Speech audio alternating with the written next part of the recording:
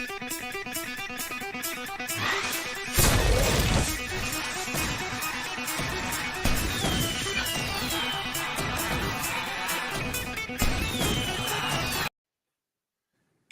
and welcome, guys, to the Thunder from Down Under podcast. I'm your host, Graham Solomon, and today I'm super pumped to have a very special guest coming in today.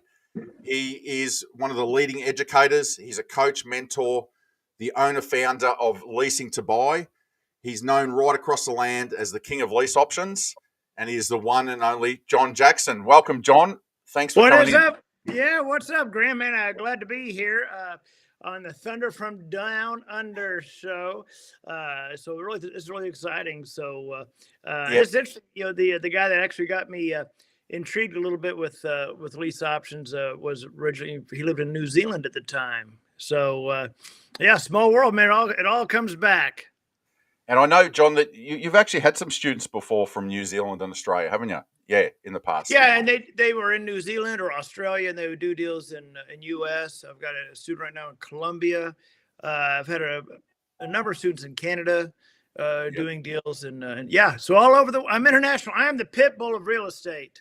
You are global, John. I'm global. Now I'm like COVID. You can't. I'm all over the place. One of the first questions I had to get out, and I wanted to clear up an urban myth that I'd heard around the traps. Now, way back when, even before your modelling career, I heard that you actually did stand-up comedy. Is that true? Yeah, so I did stand-up for about 10 years. This is way back in my kind of early 20s or mid-20s, something like that. I did stand-up for about 10 years, doing the club circuit and all that stuff. And matter of fact, you remind me of that before we went on. So I wrote down on my to-do list today to reach out to an improv group here in the Dallas-Fort Worth area that does improv lessons, just to get back into the swing of things. I just love being on stage, Well, the reason I asked that, because I didn't actually know. That's why I wanted to confirm it, but I'd heard that, and I've been to I was lucky enough to come to one of your virtual boot camps, and it was like an extravaganza. It was unbelievable, and I'd heard that they were pretty entertaining. Now, a lot of people think of real estate as boring, and you're just sitting there. Yours is anything but boring. It's entertaining, and you've been known to drag a few people up onto the stage and have a bit of fun with them. Yeah, I married a couple one time on stage in San Antonio. I'm not actually ordained or anything. I didn't. Sorry, I apologize about that, Graham. All cell phones off. If you're watching this, all cell phones off. I thought I had done that. I apologize. Yeah, I had. There was a couple on stage. There was a couple sitting front row in San Antonio one time, and I thought they were married. And I said something to the lady. I said something about take your husband as an example or whatever I said, and she goes, "Oh, we're not married." And I said, and I gave him this face, and the whole crowd was like, "Ooh!" And I said, "We're gonna fix that." So I brought him up on stage, took her to the back of the room. My audio video guy started playing the wedding theme song, whatever that. Here Comes the Bride. I took her down, brought her up on the stage, and I did my best Reverend Jesse Jackson impression, and married them. I don't know how that worked out. They haven't followed up with me, but yeah, I have no problem bringing people on stage. Yeah, and I mentioned to you just before we come on, I mentioned to you about one of your students, Douglas Aguilera. He had his girlfriend. They made the fatal rookie mistake of sitting front row, and I think you dragged them up on stage and were trying to get them married at one stage. And that's right. Yeah, he is, and Doug is such a shy introvert. Yep. Yeah, he couldn't commit. He wouldn't commit. They're on stage. Yeah, and then the thing about the boot camp you attended virtually is it's the first one we've ever done hybrid, where we've got a live audience in the theater, in the hotel, and then virtual people watching virtually. And not sure I'll do that again. What was so challenging about that is I am normally for 3 days running all over the audience and the crowd and getting people really engaged and everything. Imagine Robin Williams, teaching real estate. I'm bouncing all around. So with a camera trying to follow me, I couldn't really do it in respect for the people watching virtually. So I was kind of a little stuck to the stage there. But you have people flying in from all over the country, don't you, to do your boot camps? They come because they want to learn lease options, and they it's entertaining as well. They have a great 3-day weekend, and it's a bit of everything in it. So, I mean, over the years, you would have had a lot of people flying in from different states to do Oh yeah, your boot camp. they fly in from all over. We typically have them in Texas, normally either Fort Worth area or Houston, just because those are easy to get to from everybody. It doesn't matter where you're coming from the country. And so we typically have them either in the Dallas-Fort Worth area or Houston, Texas, and they fly in from all over. The furthest I think I've had was a gentleman from Colombia and flew in for a 3-day event. But yeah, they're a lot of fun. We give very, very real life content, very, what we're doing right now for marketing and everything. Yeah, And one of the parts of the 3-day that people absolutely love is when we do live seller calls. We have them bring leads to us, and we actually call the people, the sellers, right there from stage. And myself and my coach will sit there and call everybody from stage.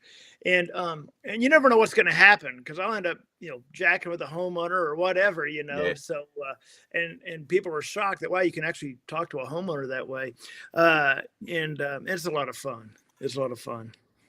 I actually had a copy of it, and I watched it about a month ago. And one thing I did notice, though, John, I mean, it's all, you have a bit of fun in that, but when it comes to lease options, you click into game mode, and the delivery, it's amazing. I mean, how you teach it is amazing, and you obviously take it very seriously. It's your livelihood. So I did notice that. I thought, yeah, everyone's having a bit of fun, but when you actually start teaching lease options, you switch on and put your game face on. So it's amazing.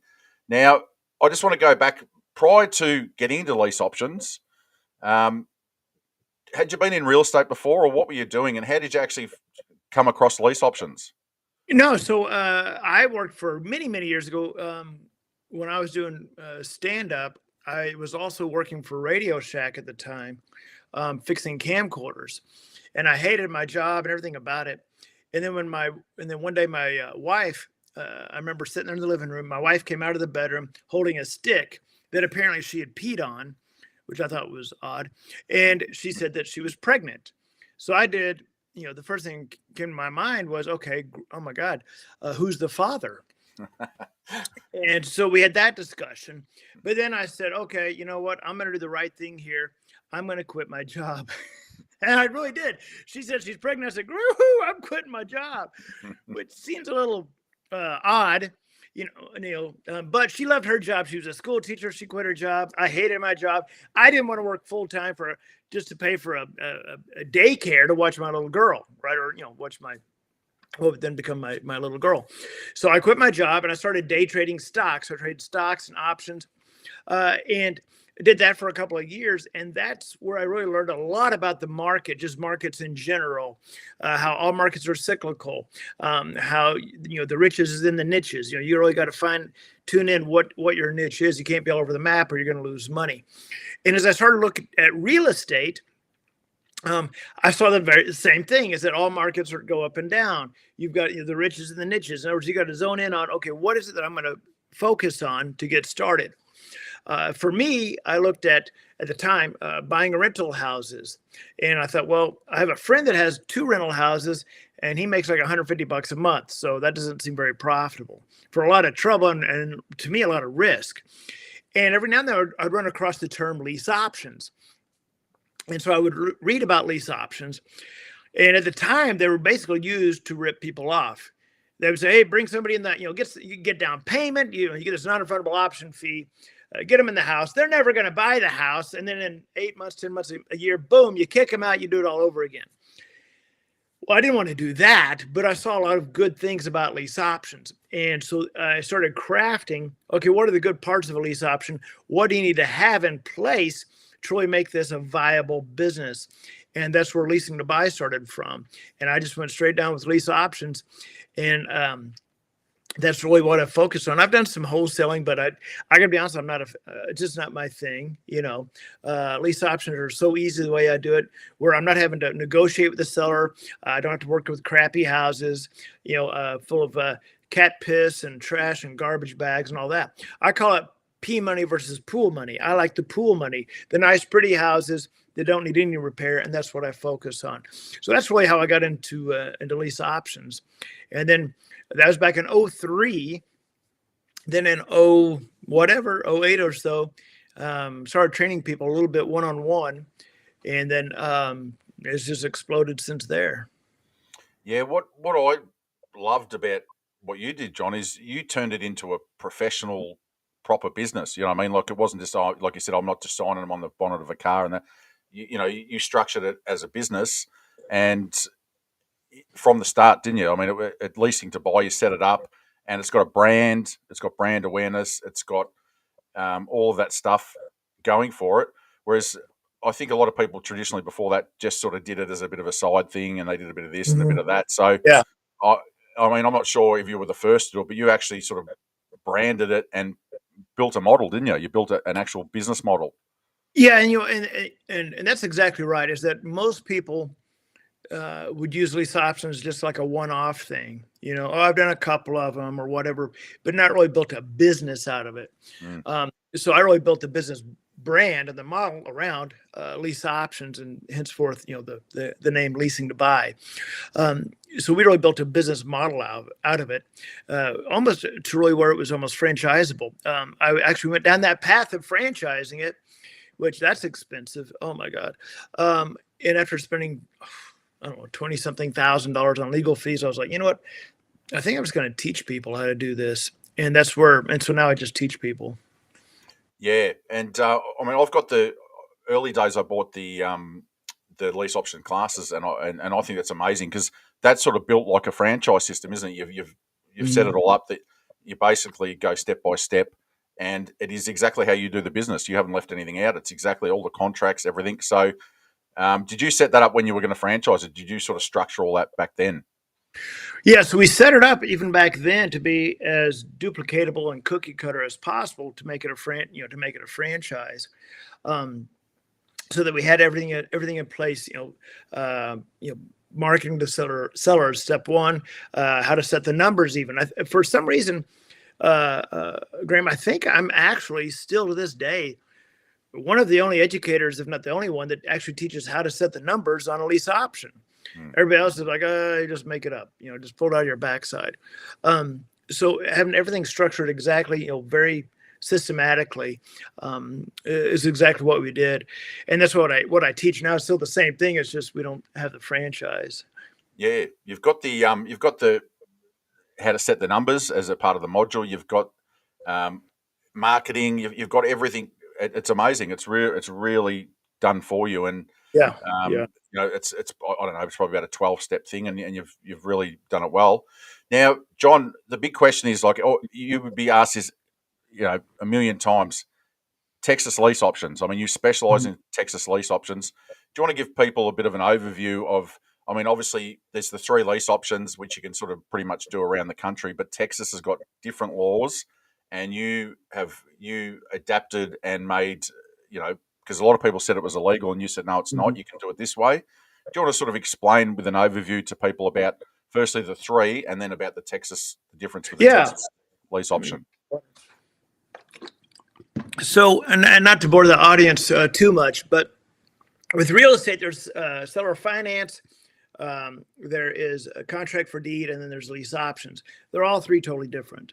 And in 2000 in Texas, in 2000, I think it was it was March of 2000, a tornado went through downtown Fort Worth, took out a whole area east of Fort Worth as well. When it did, it took out this neighborhood that was sold to a bunch of Hispanics that didn't have social security numbers. They were sold contract for deed. Contract for deed is where you've got a mortgage, but you don't get the deed until you pay off the mortgage, right? Well, they were paying insurance premiums to the investment company. Problem was the investment company wasn't making the insurance premiums to the insurance. So when the tornado took out these houses, we got a problem. So, of course, politicians always look for any chance to jump on, something to make it look like they're doing something. So politicians did, the representative in Fort Worth did. Anyway, the point is that, so then contract for deed really became so incredibly arduous that it was just ridiculous. So now investors shifted to lease options more. Well, then in 2005, once again, lobbyists who know nothing about real estate had a couple of lobbyist groups like Acorn screaming at them, going, "Oh, lease options are horrible. They're taking advantage of the Hispanics down by the border." And all it was a few people that were doing some things wrong, right? They should have had their hands slapped, and there we go. Anyway, so we're going to fight this. And so they created a law. They drafted laws about lease options. The problem is that most people only read the original draft of the law and not what the actual final law stated. But at the end of the day, the final law, which was put into place in 2005, stated that a lease option, that if you're going to do a lease option on a property, that the buyer has to be able to verify the payments are being made to the mortgage company, that they have to have access to the mortgage information so they can see those payments are being made. That was really the biggest thing. And then there's some other minor caveats and minor things in there that weren't as big as that. The biggest thing was that the seller is protecting the buyer, making sure those payments are being made, that they can verify those payments are being made as well. Now, one of the things you can't do in Texas is a sandwich lease option. That's one thing that it did kill if you abide by the law. And then so that was it. So everybody was running for the hills, going, "Oh, you can't do lease options." And I've had to train and teach so many real estate attorneys on what the law actually says. So here we are, 2022, and yet still I'm the only one that teaches lease options in Texas. So. And you actually read the whole act, didn't you? You set up. Yeah. So I actually included in my course, when someone gets it, if they go to the Texas training, they'll see documents, and that's my handwriting from 2:30 in the morning on whatever day in September of 2005, where I was saying, okay, this doesn't apply, this applies, this doesn't apply, this applies, whatever. So you can see me breaking down the property code. Yeah. I obviously don't want to get into legalities and that, but have you had anyone challenge you about this? Have you had people challenge you? I mean, obviously there's people saying, "Oh, you can't do it," because that's just opinions and rumor. But you've never had anyone sort of say, "Oh no, look, we'll check," because I mean, you did do a fair bit of. You had attorneys look at it. You had. Oh yeah, I mean, this actually one of the attorneys that helped draft my contracts actually wrote the law for contract for deed. So I mean, he was the brightest real estate attorney I know. He retired, unfortunately, but so yeah, I mean, I've paid the dollars where nobody else would. Yeah. So just to sort of that overview was like, obviously you've got the straight lease option, you've got the sandwich lease option, and then the assignment. Yeah. And the sandwich is out in Texas. That's you can't. So do now that you do a straight lease option, or you can do a lease option assignment. Matter of fact, a week ago or 2 weeks ago, I just did an entire training on how to buy a $500,000 home for $5,000 down or less. Yeah. And but using a lease option. Yeah. You can do it for yourself. Absolutely. Yeah. And I just wanted to sort of go back into like the leasing to buy model with, you do 12-month lease options, don't you? You do the 12-month lease option assignment. And I didn't actually find this out to the boot camp. I thought you could only, but I think you said you can do 18 months, but you preferred just to do 12 months. And that was for a specific reason, wasn't it? You just found that worked. Yeah. So I do 12-month contracts. A couple of reasons for that. One is the seller, at the end of the day, the sellers want to have light at the end of the tunnel, right? So if you do a 5-year lease option, then that's too far in the future. They want to see a light at the end of the tunnel. So it's easier for the seller to say yes. Secondly, with a 12-year lease option, the buyer has to be qualified enough that we can get them done in 12 months, right? So what that means is it eliminates a bunch of the bunch of the glorified renters that come to us, because we screen them pretty closely. Yeah. And so we make sure, okay, yep, they're going to be good to go in 12 months.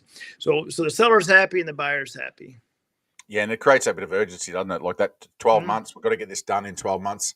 And as a part of your process, you get people set up with credit repair and loan. Yeah, and most people that come to us, and I apologize, just this is so awkward to be doing this on a podcast. So I apologize. You can edit this afterwards, just like my wife.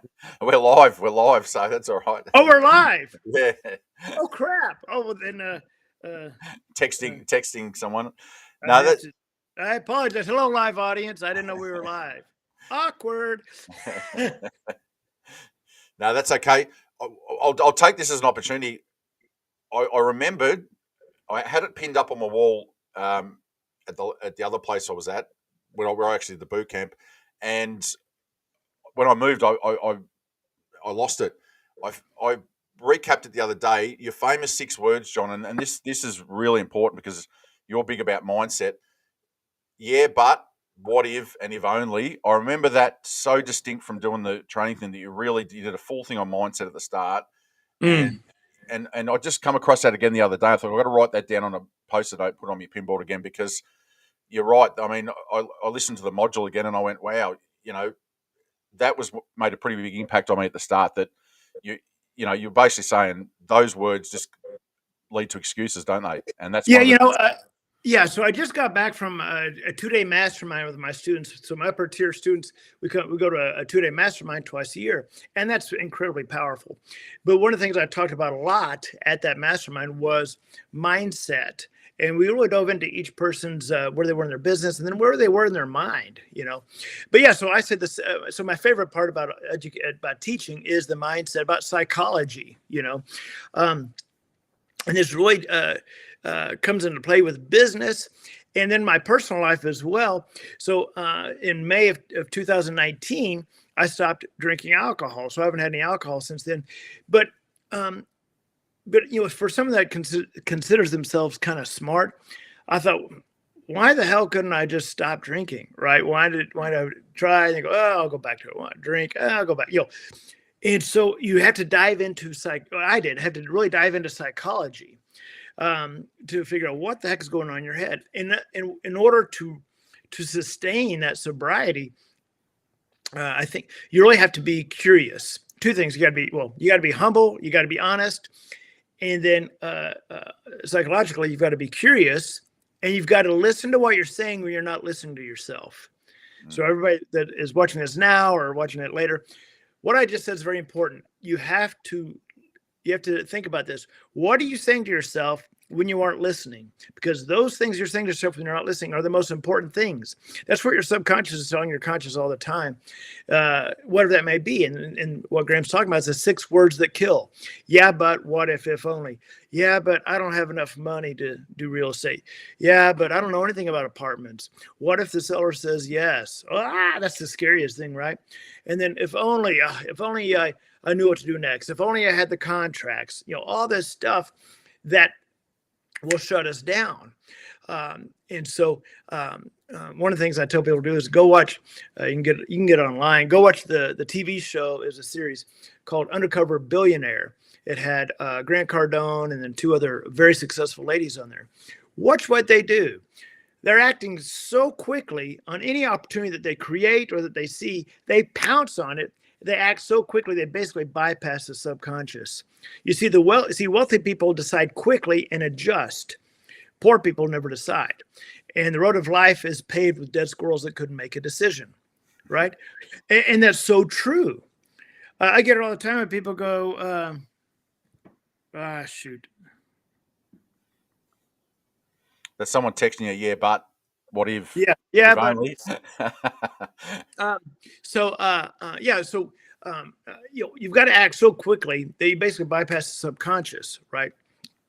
And then adjust. You'd act and then you adjust depending on your results, right? And it's very important. Listen, everybody, you cannot control the results. You don't determine the results. You can't control the results. All you can do is your action. That's all you can be responsible for is your action, action, action. And if your action isn't getting the results you want, now you can adjust your action, right? If the results are not where you want them to be, okay, let's look at the action you're taking, right? Yeah, because I mean, as far as lease options, I mean, you've been doing it for years. You can teach people the nuts and bolts. You could run them through. You can sit them down, go over it again, bring them in the next week, and go over it. That's not what makes them succeed or fail, is it? It's the mindset. It's the demons It's in the head. It's absolutely the mindset. It absolutely is. And I don't know. I need to come up with a better word than mindset because it's been used, Yeah. ad nauseum. It's really it comes down to what you say to yourself when you're not listening is really what it comes down to. You know, um, I can give somebody the same training and information. They can go off in 3 months. They've got their own course they've created. Now they're a guru.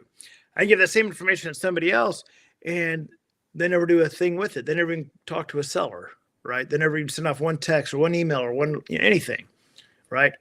And there's a massive difference between an entrepreneur and someone doing 9 to 5. Most people are not made or cut out to be an entrepreneur. Entrepreneur is risking stuff every week. They're going outside their comfort zone every week.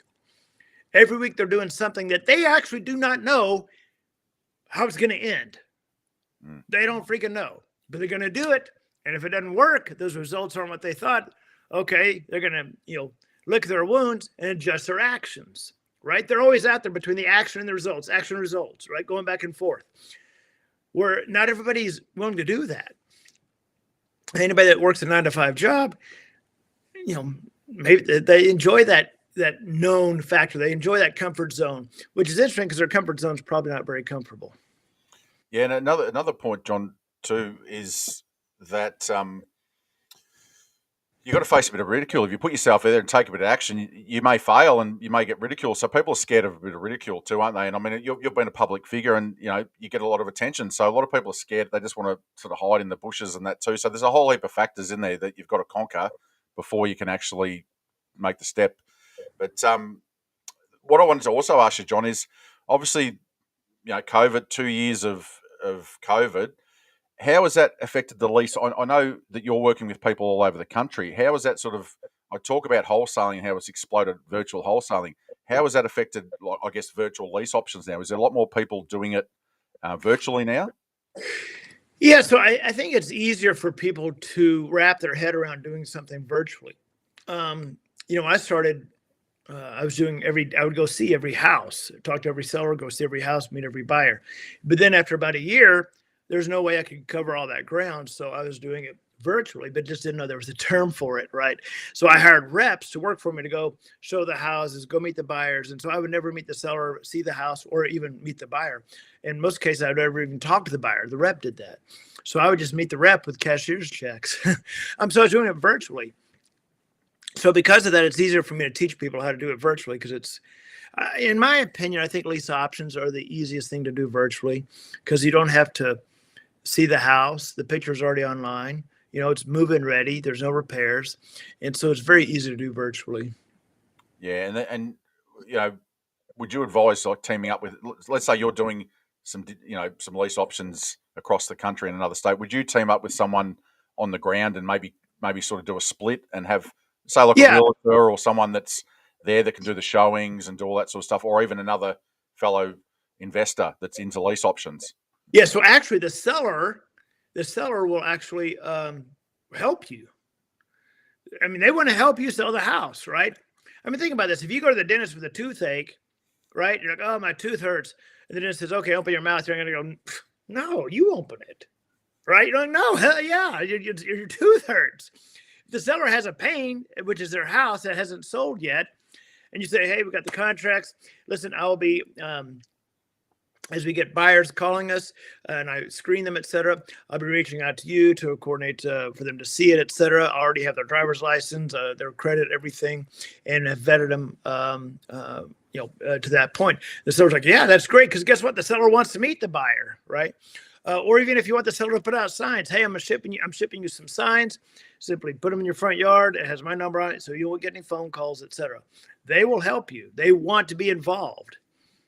Yeah, that's a really good concept, isn't it? Because then you can, because you've always been about, working and not hiding anything from the seller. You're upfront and full disclosure with your sellers and that. So I guess this has taken it to the next level, isn't it? Like you can do other states now and you can actually get the seller involved. Do you have any system where you might, cut them in on some money or anything like that, or they just do it naturally just because they want to move the house? Yeah, so what happens is, and not to get too deep down this rabbit hole, but we get paid an option fee. It's typically 5% of the house. We will actually give the owner a little bit of that option fee because there's no deposit with a lease option. So 20,000. If we get $20,000 as an option fee, we may give them a couple thousand, right? Maybe Yep. three option fee. And that's theirs to keep. And like you said, it's only chuck a sign in, a couple of things. They're not getting phone calls, so obviously you've got a good model there, and you just roll it out, and you say the same thing to the people, and that's a really good. I'd never sort of thought of that. Traditionally, I guess in the past it's been I'll get some boots on the ground, and they go out there and do all that side of it. But that's actually a really good concept because the owner would be excited to move the house, so they'll get involved. So Yep. once again, you're an innovator, John, an innovator, not an imitator. You've come up with a new thing, so that's awesome. And like, how far has the spread gone now? Like, have you got leasing to buy people sort of in most states now that you've trained and that are become part of the Yeah. system? So we at any time we typically have about 40-ish students across the nation. So we don't take on a whole lot of students. And I've got people that bought the course, all over. I don't know, God knows how many. But as far as like students that we actually work with, typically only about 40 at a time, 42. We keep it very, very Yeah. small in the coaching.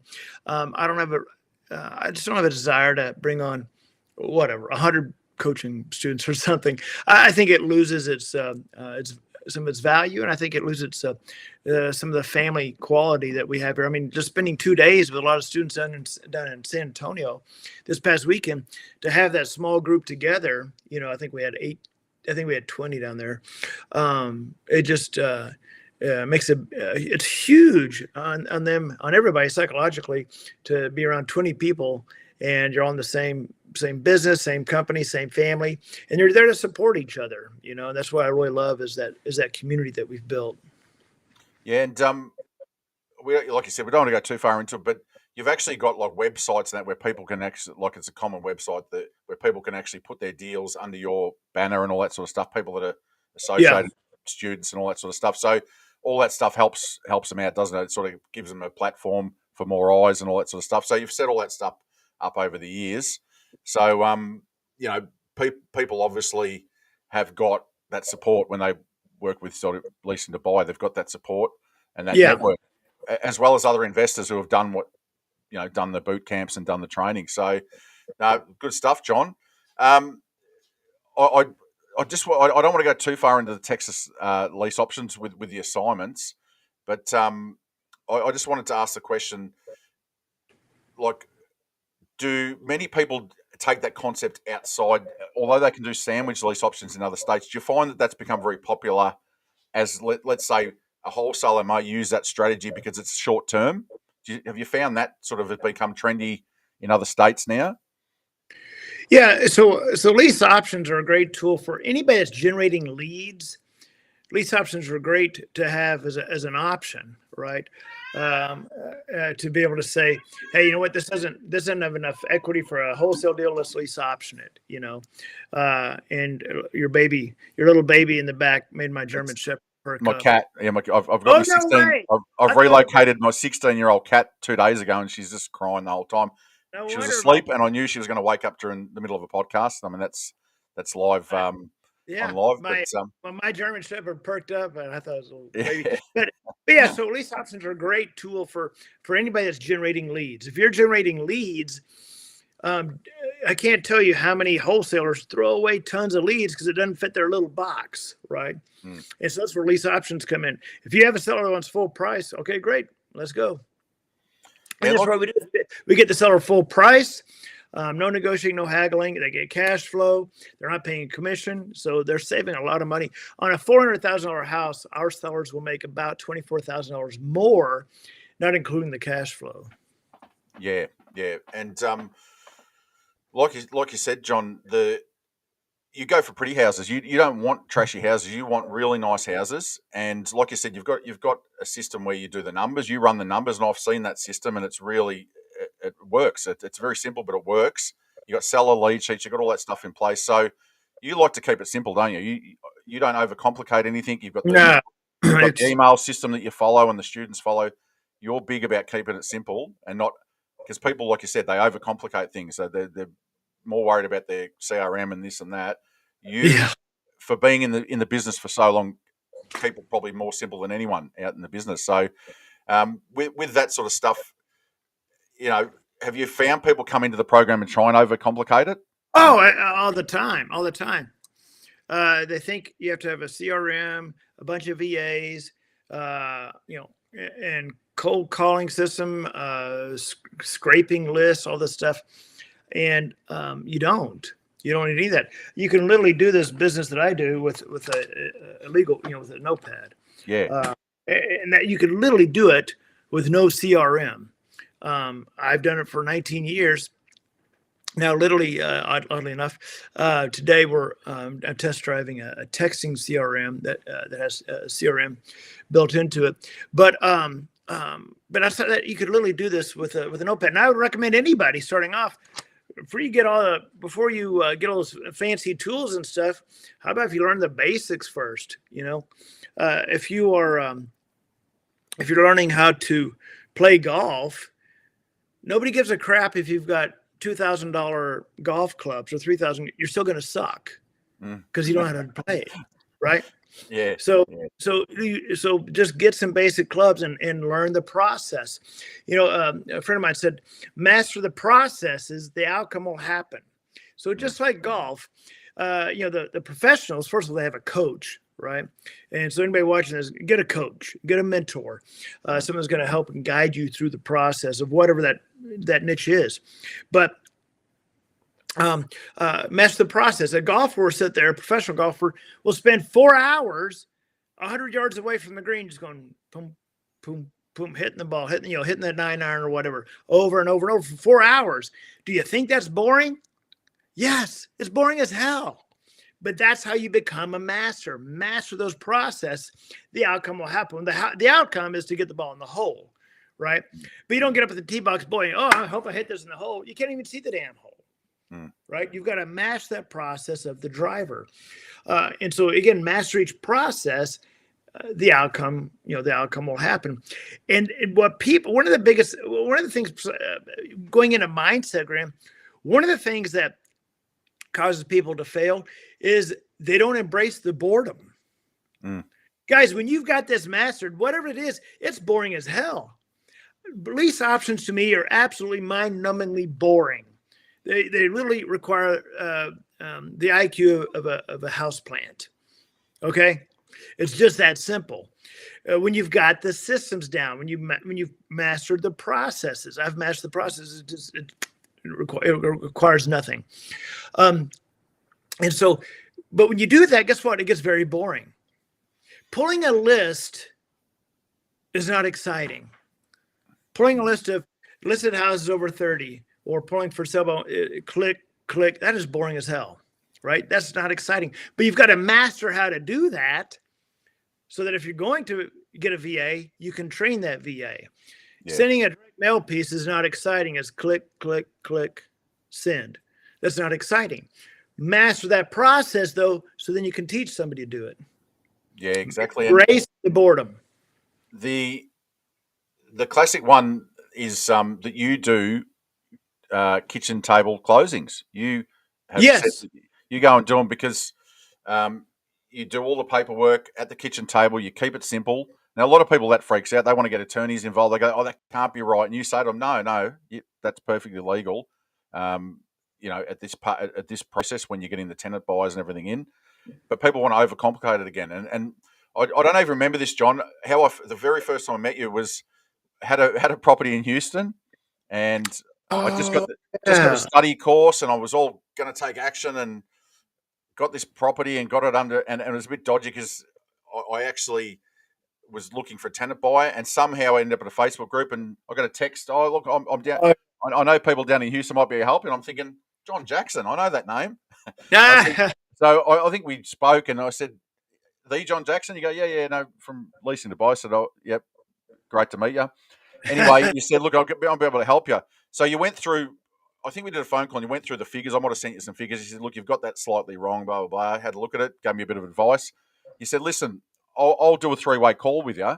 And what amazed me, and the moral to the story we'll get to later, what actually happened, but what amazed me, you sent an email to the person and it was exactly the 3-step email that you've been teaching for years. And I thought, oh, John Jackson's going to have like flashing lights off it because he's John Jack. There was not one. It was exactly the same as the ones that we had and that all the students. And I'm like, wow, he sticks to the system. Like 15 years later, he's still doing the same This is system. this is exactly so. Like so, as an example, tomorrow night I'm doing a 4-hour boot camp. And for everybody watching, I don't have a magical link or anything to send you. Unfortunately, I didn't plan ahead, but I'm doing a 4-hour boot camp. It's going to be live on Zoom, and people that attend are going to see me pulling a list, where I pull it from, how I clean it, how I scrub it, what platform I use to send it. If I'm sending a text message, what text message am I sending? How am I pulling a direct mail list? Why would I pull that list? How do I scrub it? What mail piece do I use? But then it's the exact same thing. That's why I talk about embrace the boredom. Yeah. Because to me, it's not fascinating. It's just going through the steps. Yeah. And just to finish that story too, John, you actually spoke to the person. And we found out that one of your ex-students had done quite well in Houston, and about 3 other people also had the same thing under contract as well. So That was I couldn't remember how that. you quickly advised me to maybe just pull out of that one, Graham. Maybe just leave that one behind. So, but it was a bizarre turn of events, and it was actually I got to meet you, and that's how I got to the boot camp, and we went from there. But I mean, you've been in it for so long, John. Have you come across stories like that very often, or was that just one out of the box? You get some because we do lease options because the avatar of the seller that we're dealing with. You don't get too many crazy stories, too many odd things like you do with wholesaling. You're dealing with God knows what and families and this and that. So ours are. I really don't have fascinating stories, but you do get somewhere. Maybe someone's already got it under contract, but the seller didn't tell you. There's a saying that some people says buyers are liars and sellers are worse, or something like that. Yeah. It doesn't really happen that much in lease options, but I've gotten some where I'm like, okay, this isn't kosher, Yeah. So I copped the only one time that's ever happened in your whole career. And I don't remember what the deal was. I don't remember what the deal was. So one of my students had it under contract, or maybe they had. I don't remember. Yeah, I think you had an ex-student that had done, looks quite big in Houston, and they had it, and then you connected the dots and spoke to a few people and got back to me. You actually told me that this person's because and then we did a 3-way call to the owner, and you sort of tried to get the owner to fess up, and in the end, you sort of, I mean, you didn't berate. You just said, look, I'm representing Graham. We're not going to go ahead with this because we believe. And the guy was backpedaling, saying, I don't know what you're talking about, and so I think that's one of the nice things about being in this business so long is that I know a lot of people, and whoever it was, I know who it was. I believe who had it under contract, who's a great person, and the owner probably thought, "Oh crap, this guy already actually knows this person." Like I've got him on my phone. I know who they are. They're a friend of mine. Yeah. So and the owner was trying to play everybody. Yeah. Yeah. So I wouldn't think that had happened that often, but it was just one of those things. But anyway, I got to meet the great John Jackson anyway, so that was what came out of it for me. So that was fantastic. But all right, John. Well, I know you're probably busy. I know you're getting text messages and getting hassled. I won't keep you for too much longer. I actually have a deal that we're trying to get. Yeah, I'll let you go. I just advise people if they think lease options is boring and they go to some boot camps. That'll get it exciting because John will pull you up on stage, embarrass you in front of everyone, and have you as part of the comedy act. So if you think it's boring, go to one of his live events. It's amazing. And I said before I come on here, John, I'm trying to get to Fort Worth. Hopefully this year I'm going to come to one. For the pure entertainment. And obviously, like I said, when you teach lease options, you get the game face on and it's game time. So you get a bit of both worlds there. So look, appreciate you coming on. I only just messaged the other day. Yeah, and I hope you can make it. We are in talks of doing a 3-day boot camp in May. We don't have the date set or anything like that. We're just trying to pinpoint it. So maybe in a couple of months you can make it, to this side of the world. Yep, definitely. And once again, John, thanks for your time. I'll let you go, and I hope people have, just like even if they know nothing about lease options, that gives them a bit of an overview. They can go back, watch a bit of the video. And like I said, I would like to talk more about mindset, but it'd probably bore people because they want to hear the nuts and bolts. Well, And they need to understand that I actually just did an entire training for another company on mindset because it's just that important. So Yeah. if you're having struggles in real estate, it's problem is probably in your head and how you're approaching it.